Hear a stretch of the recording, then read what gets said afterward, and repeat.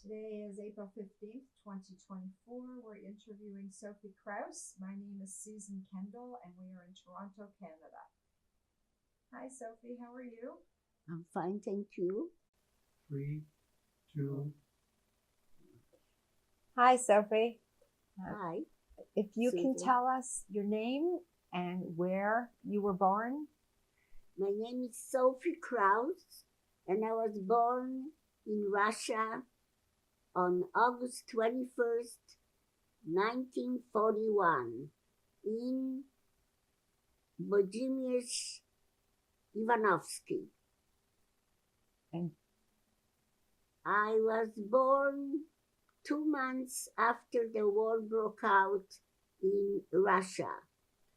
My mother and my mother's family thought that when my mother would be boarding the train that was sent to Poland from Russia, that they will be reunited very soon.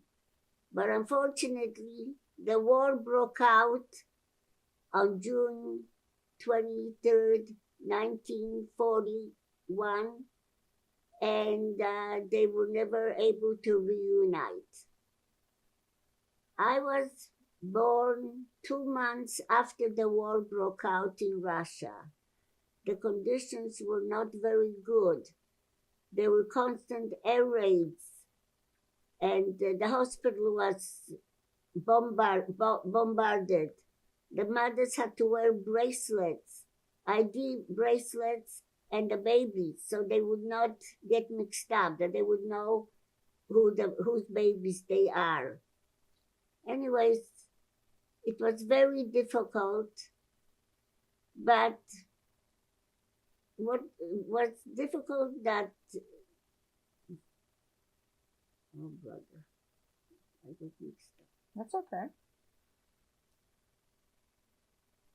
The conditions were very bad. And then at one point, we had to move to Uzbekistan. And the train ride was so difficult. It was a train ride, a train that wasn't fit for humans. And there was a stove in there, and it almost fell onto us. There was somebody more alert, and he picked it up, propped it up. Anyways, we got to Uzbekistan, and I was very little, but I know that this is what happened. We received a clay hut, not a house, but a clay hut. My bed was put next to a wall where there were bugs and webs made by the bugs. And instead of windows, there were pieces of glass stuck onto the place. It was very, very difficult. After some time, I contracted polio. And because we were in Uzbekistan where it was hot, there were mosquitoes. And they spread the malaria, very strong epidemic of malaria. There was no food. It was terrible. And my mother went one day to the field to get some corn, but she was caught by somebody, although he didn't do anything to her, but she was scared. Anyways, the difficulties were very, very obvious. My mother and her sister, who also came to Russia, had night blindness, couldn't see at night, and it was terrible malnutrition. Anyways, we lived like this for some time, and my father's profession was designer, and he helped the Russians to tell the strategies for the armies to go where they had to fight. And then he himself was enlisted, had to go into the army to fight the Nazis. And unfortunately, he was killed fighting them. My mother received a letter saying that he was killed. When the war was over, Do you remember anything else about your I- time there? I remember somehow we moved, oh, I forgot to say, somehow we moved to a small town because my aunt was very sick. And there I entered junior kindergarten. And I learned a song that I know and remember in Russian.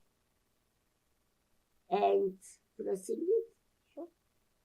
В саде и в садочку тачку я катала и песком дорожку злотым посыпала. Милая подружка, потанцуй со мною, раз сюда, два сюда, потанцуй со мною, раз сюда, два сюда, потанцуй со мною. It means that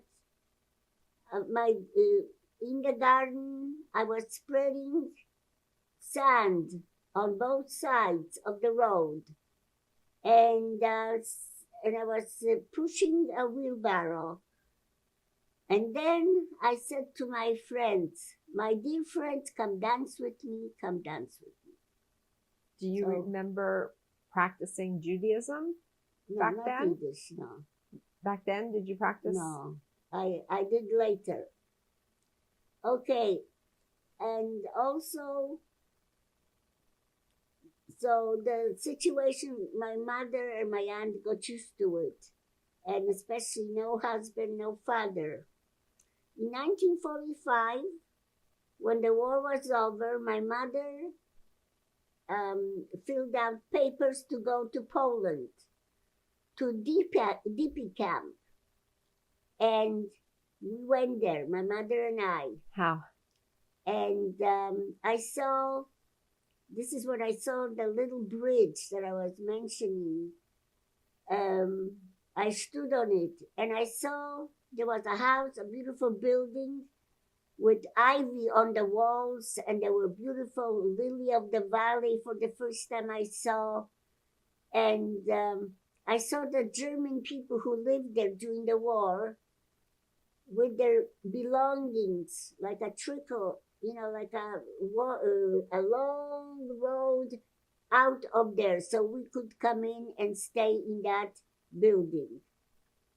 The care was especially good for mothers with children. And we received a house where I learned how to play with a doll in a dollhouse. It was so nice.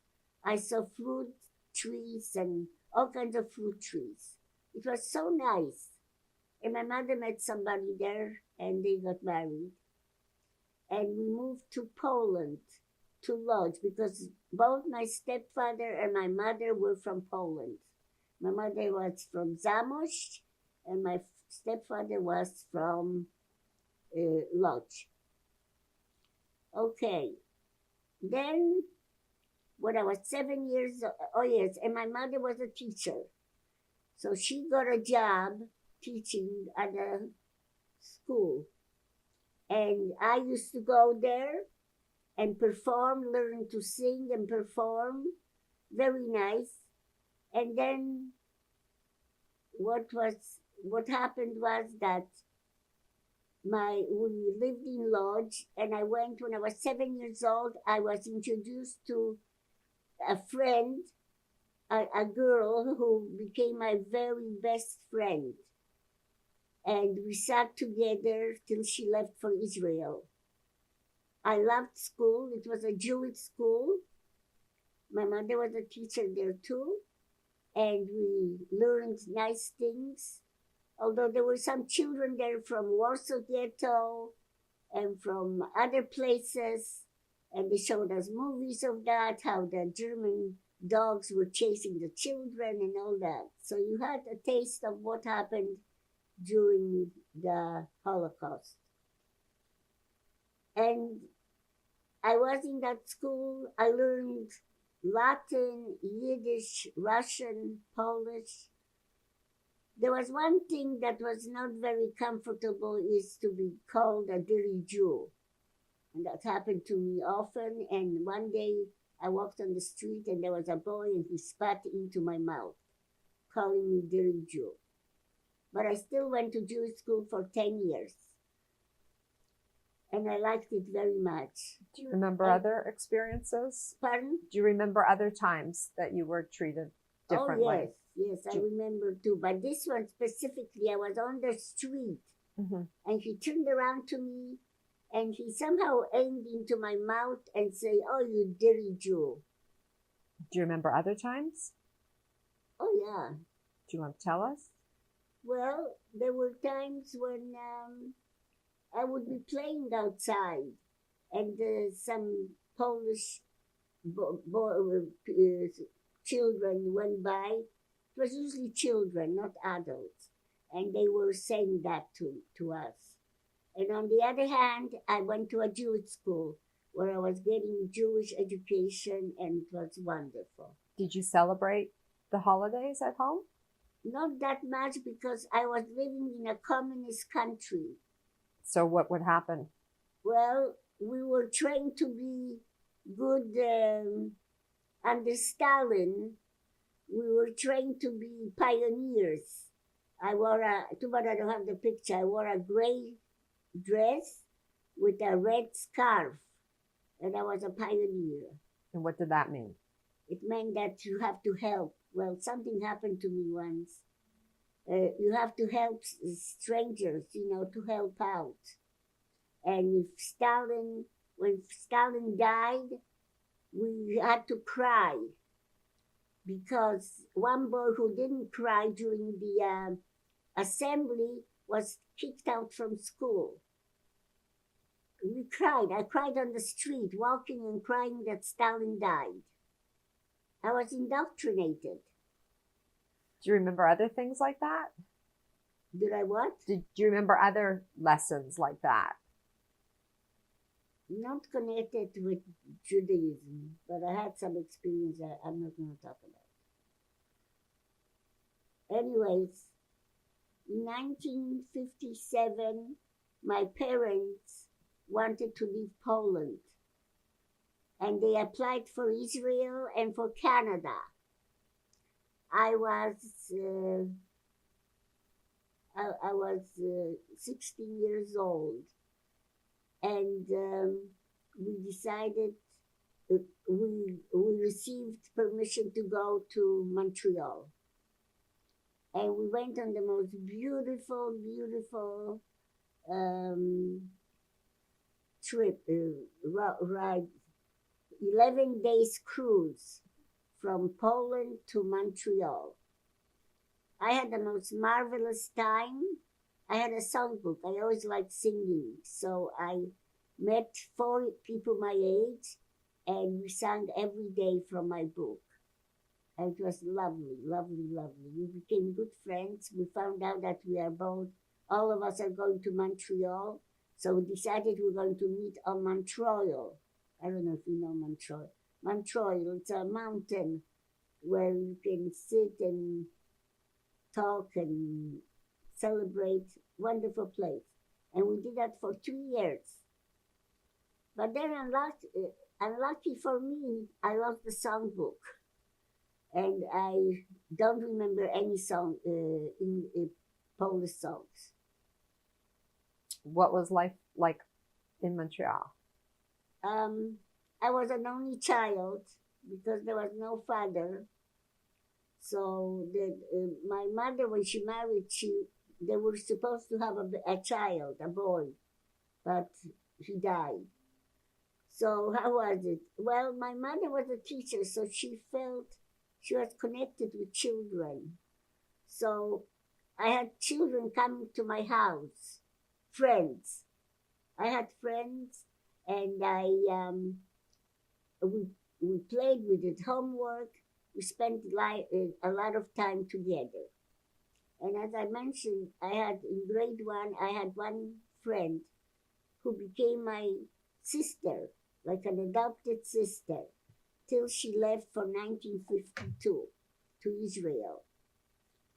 And we connected, we wrote to one another. We made sure that we know what's happening with the both of us. Also, because I had polio, I wasn't able to do sports. So my mother directed me towards creative things, arts and crafts, which later paid off because I worked for 9 years. I worked at a summer camp teaching arts and crafts. And I also said that I would be a teacher, and I did become a teacher. At the later years, when I was 3 years old, I went to, I went to University in Montreal, Concordia, and I finished, and I went to Teachers College in Hamilton. I was the last person to be admitted to the Teachers College. I was persistent that I get in, and I did get in. And I taught English as a second language that I didn't speak before 20 years ago. But I taught through art because I had a fine arts degree. And the principal loved it very much. I have a beautiful letter from him saying that thanks to me, he can concentrate on other things in the school. And he likes the way I teach about, tell people about the English as a second program and so on, all kinds of, I was very involved. I don't know if I don't think I told you, when I was 13 years old, my mother was a teacher and she gave me 4 of her students to teach the remedial Polish, to read and write. And I said, one day I'll become a teacher. Now, polio had a lot of effect on me. I had operations when I was 6 years old and 12 years old. But I also learned to have compassion for the children who had polio. I could walk, but they couldn't. And whenever I went to a sanatorium for children who had polio, and they were sitting there on their beds with their legs folded because they couldn't walk, I always made time to be with them. And this is what I learned, and I think this is what I do now, too. So that was a good lesson, something that I learned very positive. In Montreal, I married a person from Hungary, and he was saved by Wallenberg. He was 7 years old when he and his mother were saved by Wallenberg. I learned all that when I did the presentation. Anyways, they were saved in 1944, and they came to Canada in 1956. He came to Montreal. His parents went to Holland. Also, talking about Holocaust, I went to Holland, to the home of Anne Frank, to pay respect to her. And it was very special, very special. Also, as I said, I was teaching for 3 years. I worked at summer camps. And in 1977, we moved to Dundas, Ontario, because of the political situation. I asked my husband whether we could leave. He says, no, I have a job at General Electric. And he was industrial engineer. And he says, I can't go. Well, 2 days later, he says, guess what? We got a transfer. So we moved to Dundas, Ontario, because we wanted to buy a house. But we did everything in Hamilton. I taught in Hamilton. He worked at Hot Point. I don't know if you know the place. And we really enjoyed living where we were at the Pleasant Valley in Dundas. And my children, my oldest daughter, who is now 59, she got a Jewish education in Montreal. She felt the lack of it when she moved to Dundas because there was no Jewish school. But she took courses at University of Toronto for Yiddish program. And in 2010, my husband was diagnosed having cancer of the lungs. A year later, he passed away. And it was a very sad year for me, very sad. I didn't drive a car, and I really was at home stuck. And a year later, I literally woke up one day and I said, Sophie, it's time to move on. You can't live like this for a year, after a year. And I went to one retirement home. It was very bad. And so I went here, I looked at it, and as they say, I really, really reached. I came, I saw, and I conquered.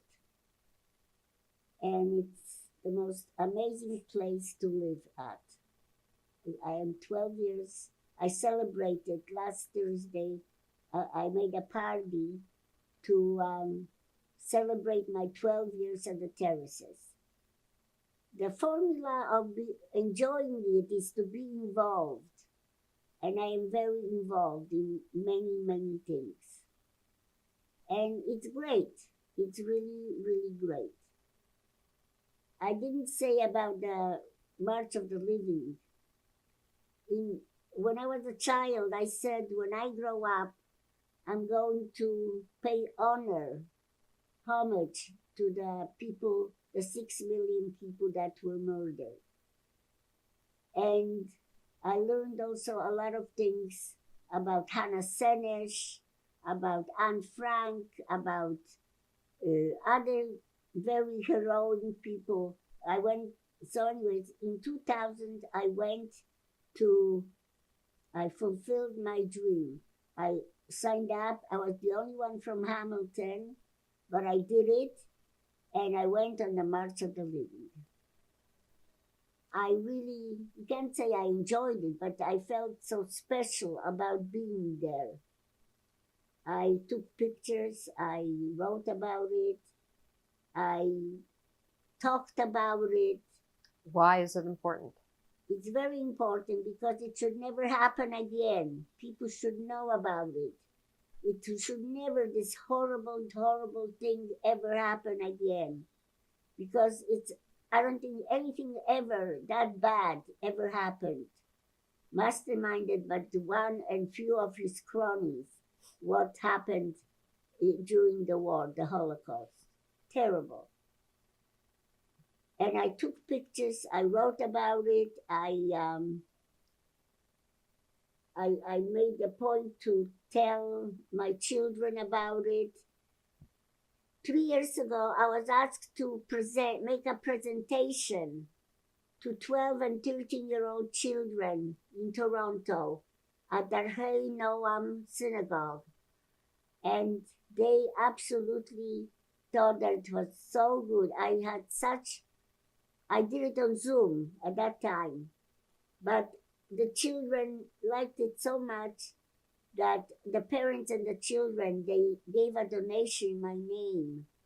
And I got a beautiful note about it, saying how they were so pleased with what I did for them. And I made a copy of that speech. The whole thing is about the speech that I gave. And it's so important. I write on the last page, never again, never again. Do you want to hear what I wrote? Just one thing. Do you? Sure. Okay. What do you think about what's happening now in the world? Oh, it's terrible. As- The world is really Have they learned their lesson?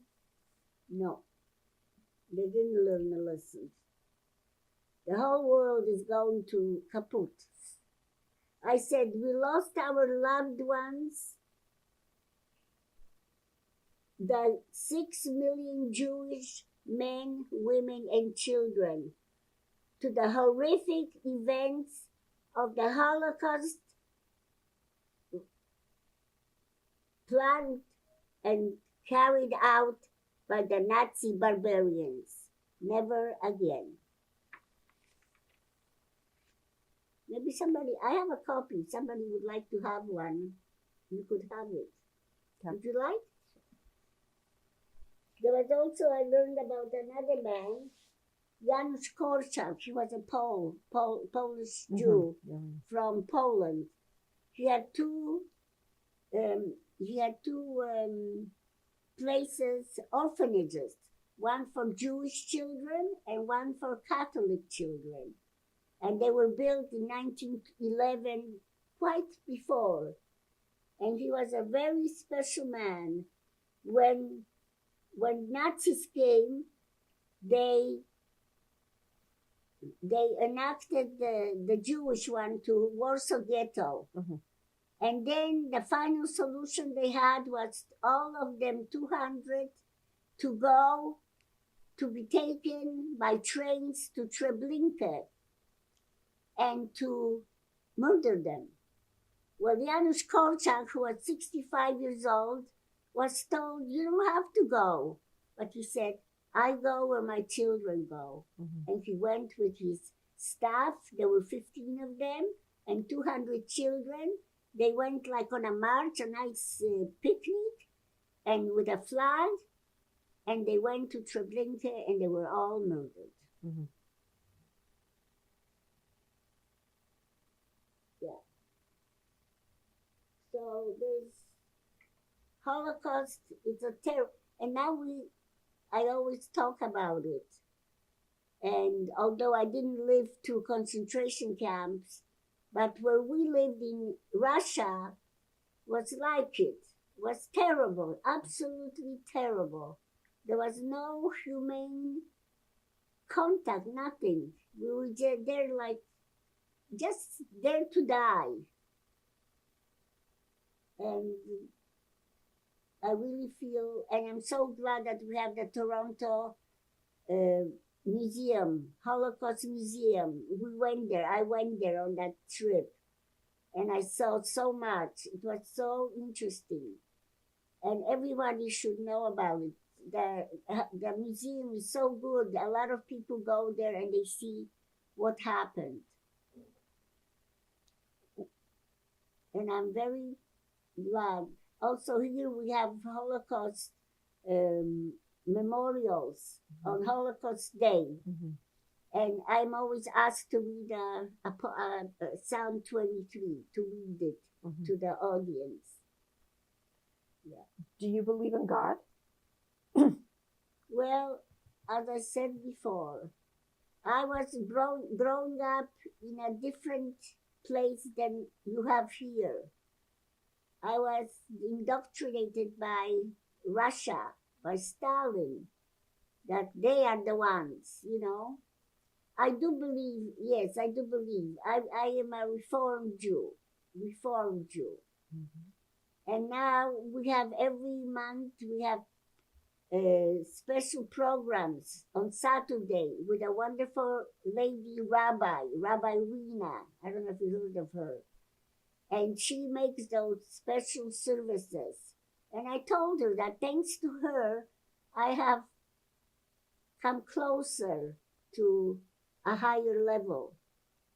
And when we have, I don't know if you're aware of it, when we have a service, there's Aliyah, which means you get a turn to go to the Torah, to the Bible, and to read out loud or sing. And I do that every time. She already knows. She brings out the card with my name because she knows I'm going to do it. Yeah, I'm always the first one to go and do it. It's a special feeling for me. I'm reawakened. Did your parents celebrate Judaism? My mother comes from a very Orthodox home. And it was amazing. I wrote about it in my memoir. They were so, my mother, she went through a lot of difficult time during the war and after the war. Yeah. But I am a member of a synagogue in Hamilton because I lived in Dundas, so we did it in Hamilton. And I go to the online services. And I am very much, I love the Torah, the Bible. I love it. We do it every week.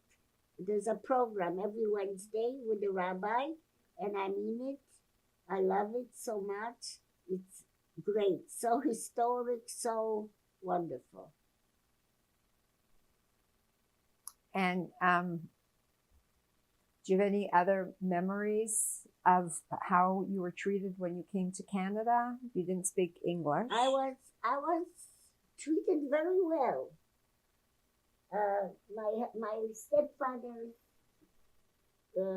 My stepfather's brother, one of them lived in Israel and one in Montreal. And he was very nice to us. He rented for us a place when we came in. It was very, very, very nice. Mm-hmm. Very helpful, inviting always. We got along very well. And the students at school? Pardon? How did the students treat you at How school? did the students Treat you at school? as a teacher? No, when you came here. Oh, very nice. Yeah. I went in Montreal. There's a famous high school, Baron Bing. A very famous, where Leonard Nimoy went, where William Shatner went, all these big wigs. And I went there, and they were very, I met one friend. With her, I sat and I spoke Yiddish. So I thought she translated for me what I didn't understand. And we've been friends for a long time. And other friends, always nice. And the teachers, especially one teacher, he taught Latin. I took Latin also. And his name was Mr. Jackson. And he was the most amazing, compassionate person that you could imagine. Such a wonderful, he made my stay there. So he's the only one I remember. Important. I remember from that school. That's all I remember. But he was amazing. Hmm. Also, I wanted to, and I do hear, as I said, I do hear a lot. And I teach Yiddish for the past 8 years. And now I'm teaching, tomorrow I'll be teaching the second part about Passover. And today something happened. I love singing, right? I'm on a program, I don't know if you're aware of it. It's called Bakers at Home, and the program is Power of Music. Well, today something happened. We were talking about Passover, and people didn't know very much about Passover on the program. It's on iPad. I was the one who was leading the whole thing, all the information, and I told them, sang songs for him, and I asked them questions like I would ask my students, and it was absolutely great. So I'm very happy that I learned. You see, I am into this, into celebrating. I'm going to my daughter's for the second Seder, second night, on Tuesday. Passover is on the 22nd to the 30th of April, and I'm going there on the second night. How many children do you have? I have 3 children, 2 girls and a boy. They all live in different places. Erica, the oldest, 59, she lives in Toronto. My son lives in British Columbia, he's 57. And my younger daughter is 52 and she lives in Montreal. And grandchildren? I have 7 grandchildren. And do they study about the Holocaust? Two of them, not the two, the parents of the two, they talk. Oh yes, actually, my granddaughter, who's 17 years old, made a project about me to do with Holocaust. It was really amazing. They're very involved, especially the ones in Montreal and the one here in Toronto also. Very much into learning about the one daughter goes to now to McGill, one granddaughter to McGill, but she went to Jewish school and she went to Bialik. You know Bialik? It's a Jewish school, Bialik, and she went to high school, that where they learned all about Holocaust. Yeah, very much. They know they know that I am how much I am into it, and they like to, tell me about this too, and I tell them. Are you following what's happening in Israel now? Oh God, unbelievable! That could develop into a third world war. Terrible, absolutely terrible. Israel is really getting it from everywhere because of they don't talk about Hamas, but they talk about Israel, how bad they are. So why does everybody hate the Jews? Why do people hate Jews? I don't know. They're the chosen people. We're the chosen people. Well, they feel the Jewish people know too much, make too much money. It's Hamas that, nobody talks about Hamas. Nothing. They talk about Israel, how bad Israel is. And Iran, terrible. Terrible. What is the latest? I haven't, can't say. And, do you have any lessons that you've learned that you would like the world to know from your experiences? Yeah, terrible. Terrible. Anything you would tell the world from your experiences? To learn about Holocaust as much as possible. To never minimize it. Try to stop this horrible anti-Semitism that we're getting more and more. Do something about it. Talk about it. And not have a blind eye and just ignore it, Nobody says anything about the enemies. The whole thing started October 7th by people who are not being, nobody is doing very much to get rid of them. Israel is. Israel wants to really get them. Although, if Hamas is destroyed, there'll be Hezbollah, there'll be other people. And there's so much. We should have museums like we have here and teaching people and have more lectures about it and tell people, all ages. People don't want to hear. I know. And the anti-Semitism I hear in Europe is terrible. And anywhere is terrible. Anywhere.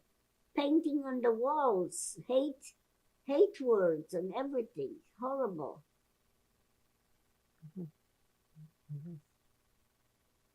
Do you have any other memories or stories that you want to share with us? About what? About your time in Russia, about the time you didn't talk with the DP camp? Where? After Russia, where you went? Yeah, well, can I say how I met my husband? Yeah? How? Can I say how I met my husband? Okay. I was 20 years old, And I had a date with somebody, but that person didn't show up. So I went, it was in Montreal at the YMHA, the Young Men's and Women's Hebrew Y. And so I went into the International Youth Club, and lo and behold, my husband was there.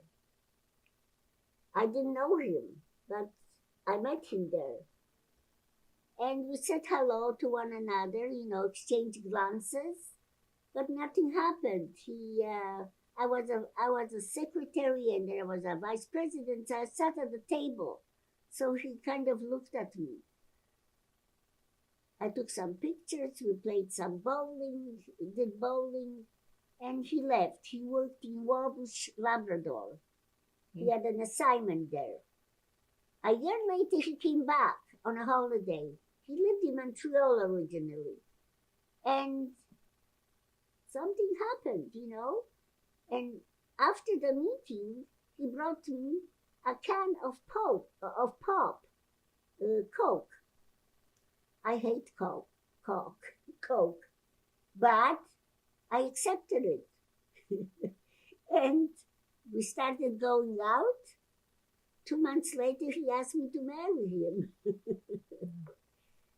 And we've been married 47 years. Now it will be 60 years. Mm-hmm. We had a very good marriage. We always planned, we said when we have children, we'll have 4 children, but I had some problem with the third one, so health-wise, so we had 3 children.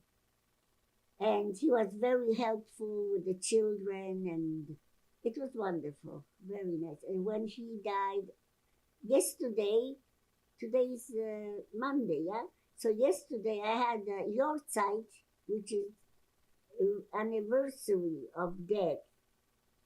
And the whole day I didn't do anything except eat and go to my apartment and just do other things, but not activities. I didn't feel like, I was sad, very sad. I miss him. But he was very, very nice person. And he came from Europe himself when he was 19 years old, after the Hungarian Revolution. I didn't know him then. I met him in 61. So that's how we met. It was a very nice thing. And I wanted to tell you that one day we walked and my husband asked me, "What's wrong with your leg?" He just asked a simple question. I was so scared. And I told him, and he says, "Well, I'm not a leg man. I don't want to say the other word. I'm a bust man." And don't put it there. Anything else you want to say from the war or from travels to Canada or any memories? Well, as I said, I used to go to, my mother was working, so the children whose parents worked, they stayed after school. Where? There in school, and we had a light dinner. What country? Then we did crafts, and I learned so many things, how to make things. Mm-hmm. It was such a nice educational thing. And also, I have a very nice story. Can I say it? Mm-hmm. Yes? Mm-hmm. Okay. When I was in camp one year, I was 14 years old. Where? In Poland. Oh. I went to camp every summer, never at home, always summer. And what happened was, one day we decided to go, our age people, to go to the forest and pick blueberries. Well, we went, the weather was beautiful, the sky was blue, it was gorgeous. There were about 4 of us. And we were ourselves picking the blueberries and eating them. And we loved the sky, we loved the birds, it was beautiful. Suddenly we noticed that it's getting cloudy. And it started pouring cats and dogs. We got soaked, absolutely soaked, but we decided that we're going to pick blueberries and fill it to the brim. We did that, and we brought it to the children, and they were so happy that we brought them blueberries. We even they made of us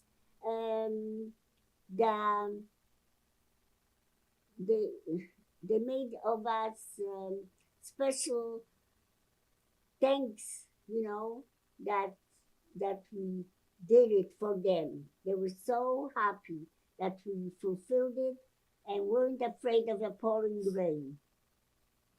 Also, there's a video, if you ever see it, at the Baycrest. There's with the story, because we were giving some testimonials and I talked about it, and it's on the video. Mm-hmm. Why are blueberries so important to the children? Because they wanted something from the forest, so they liked to eat them. They couldn't go, they were young children, so we went, and that's why they loved it so much. Mm-hmm. Yeah. I also had a very nice experience when I was in a choir in Montreal. Mm-hmm. 1967, there was CN Tower, not CN Tower. No, wait a minute. There was Man in His World, 1967. That's what. I was in a choir, and we decided to go and perform there. Well, it was the most amazing thing to do. We performed their beautiful songs in Montreal, from Montreal, beautiful. Mm-hmm. Mm-hmm. I have another story.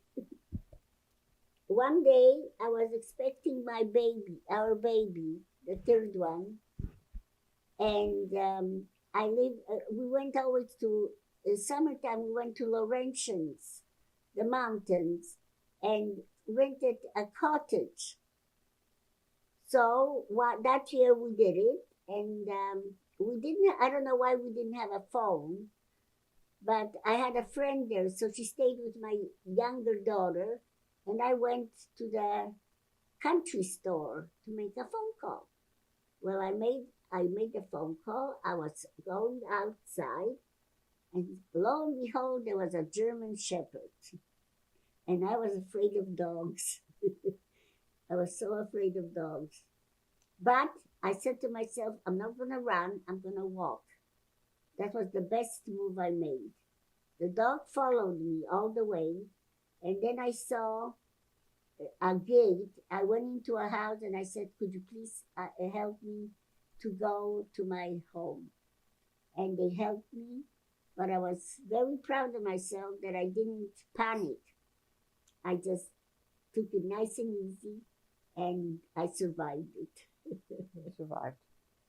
Yeah, it seems like you have a lot of positive Yes, in life, yes. even yes. though it started out pretty hard. Yeah, oh yes.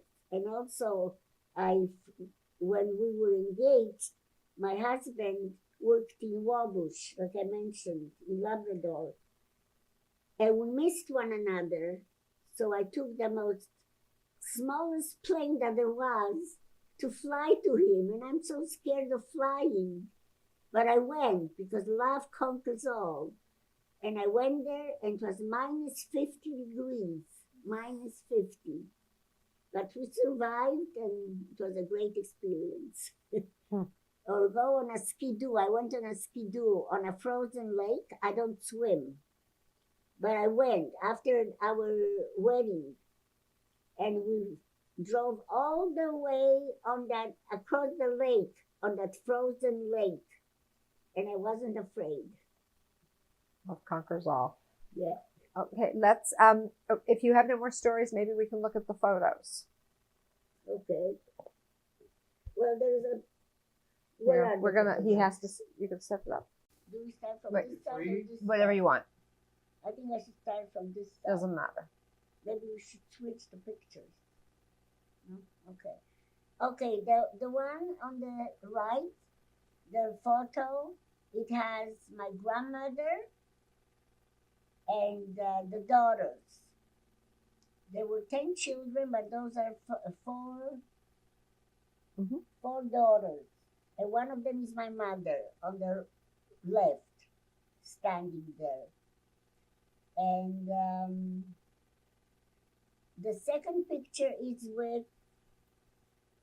with my uncle, Simcha, they had a little boy before the war came, and they were called intelligentsia. So intelligentsia means that they were, she was a professor, he was a doctor, and they had a little boy, and when the war came, they were the first ones to be killed because they were intelligentsia. And the little boy was 1 year old. And then the last picture is the mother of that little boy and wife of that man, the father, Ada, and he was Simcha. And they were such a wonderful couple, and they were destroyed by the Nazis right away.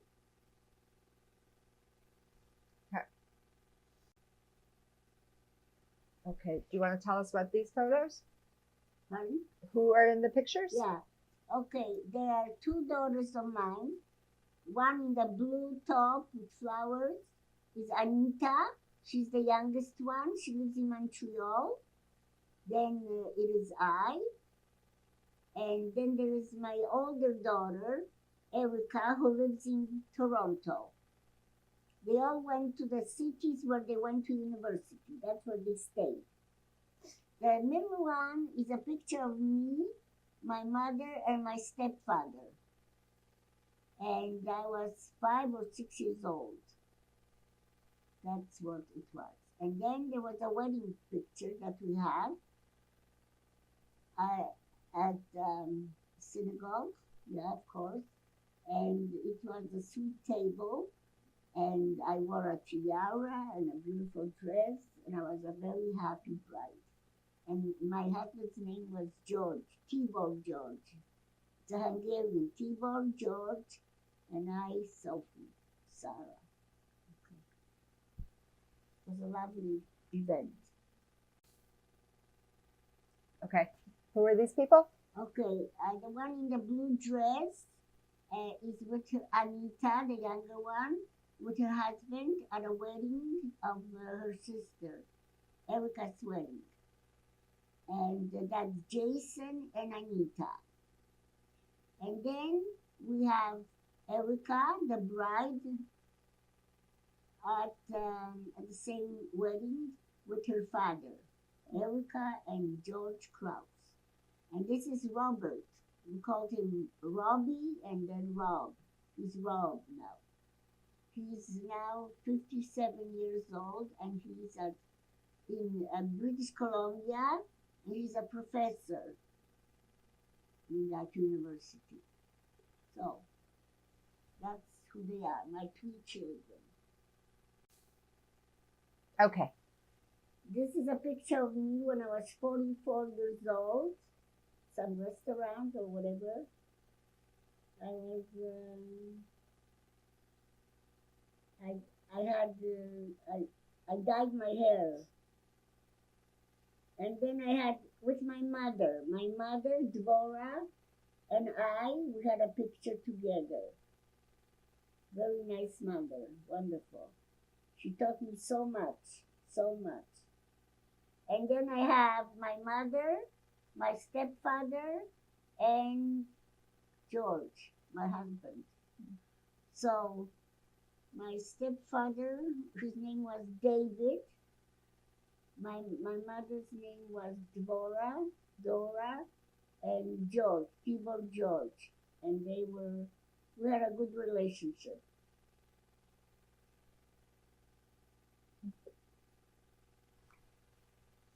Okay. Okay. This is Erica on the day when she got married. And it was 1994, I think. And this is where Erica, Harvey is her husband, and my husband and I, Dora and George. And there is a picture of Harvey, the husband, the groom, right? It's not a husband, a groom. And they had a lovely, lovely wedding. Very nice in Toronto. Okay, and then there's one more here. Okay. This is a photo of me with a group of people, partial, of the people participating in this March of the Living. We were a very nice group. We were very close, knit, and it was really great.